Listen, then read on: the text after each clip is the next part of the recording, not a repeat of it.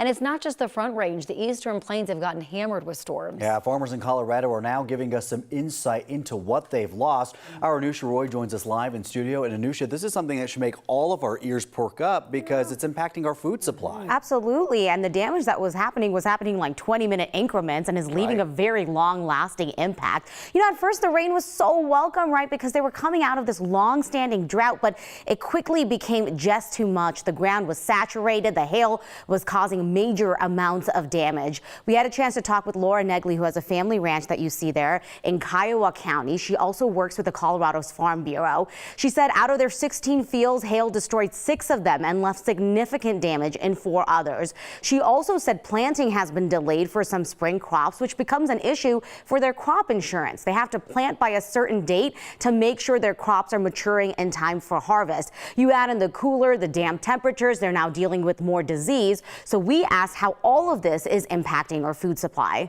Number one, bushels that come out of the field of production, that's going to impact what's available on the world market.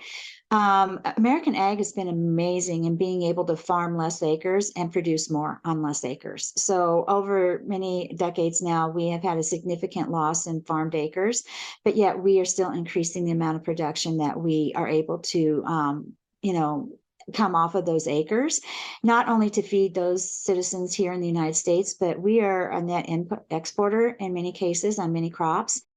So the markets have also been pretty unsettled with the war in Ukraine. They export a ton of wheat, which is also a primary crop for a lot of Colorado farmers. So with all that said, we did ask CSU professor Sally Diamond for a bigger statewide look. She said in her area further north, it's looking a lot better. Overall yields are better since farmers did get a break from the drought. But Negley says southeast Colorado majorly hurting because they didn't benefit as much from the winter snow, along with everything else we just talked about. Her total farm production will likely be less than last year.